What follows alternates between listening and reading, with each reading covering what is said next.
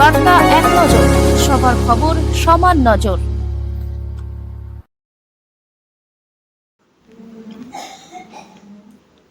মগরা থানা এলাকায় বিভিন্ন হোটেল, রেস্তোরাঁ, ধাবা এবং পেট্রোল পাম্পের মালিকদের নিয়ে বিশেষ এক বৈঠকের আয়োজন করা হয় মগরার একটি বেসরকারি লজে। সামনে বাঙালির শ্রেষ্ঠ উৎসব দুর্গা উৎসব, আর দুর্গাপুজোর পরেই রয়েছে একাধিক পুজো। তাই এই সময় পরিবারের পরিজনদের নিয়ে বহু মানুষ প্রতিমা দর্শন করতে বেড়ান। দর্শনার্থীদের কথা মাথায় রেখে এবং প্রত্যেক সুবিধার জন্য এক বৈঠকের আয়োজন করা হয়। মূলত এই বৈঠকে সেফ ড্রাইভ সেভ লাইফ সচেতনতা এবং প্রত্যেক মালিকদের বলা হয় যে কোনো জায়গায় কোনো রকম অসুবিধে হলে সঙ্গে সঙ্গে পুলিশকে ফোন করে বিষয়টি জানানোর জন্য, এবং আপনার এলাকার মধ্যেই শুধু নয়, আপনার পাম্প ও হোটেলের সামনে, রেস্তোরাঁতেও আপনি পর্যাপ্ত আলো ও সিসিটিভি ক্যামেরার ব্যবস্থা রাখবেন। আরও কি বললেন বক্তব্য রাখতে গিয়ে মগরা থানার ওসি দীপঙ্কর সরকার, শুনবো।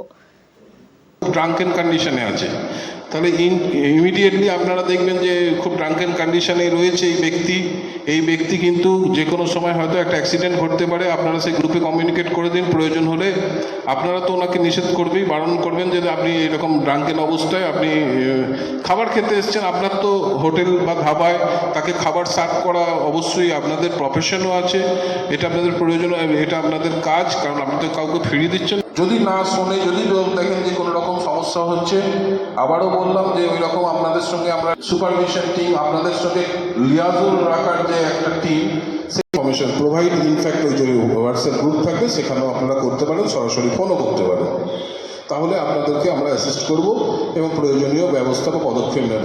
অর্থাৎ একজন মানুষের শুধু নয়, এক প্লাস তার সঙ্গে যদি আরও 4 জন ধরেন, 5 জনের পরিবারকে আপনি বাঁচানোর জন্য সহযোগিতা করছেন।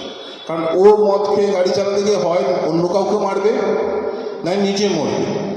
তাহলে আপনার এইটুকু কনসাসনেসের জন্য সেই একটা গোটা 5 জন কি 6 জনের একটা যে ফুল ফ্যামিলি, তার লাইফটা কিন্তু আপনাদের দ্বারা কিন্তু বাঁচছে।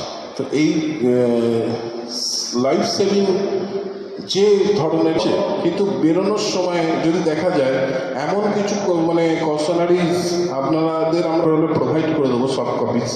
আপনারা একটু প্লিজ ওই ফ্লেক্স যখন দেখবে যে এরকম মানুষের একটা কশনারি করেছে এবং সেই মানে যে পিকচারটা, ইমেজটা দেওয়া হচ্ছে, সেই ইমেজটা কেরাম দেখেছেন তো, একটা বিভৎস মুখের চেহারা, ক্যান্সার হয়েছে। তো এতে কি হয়েছে,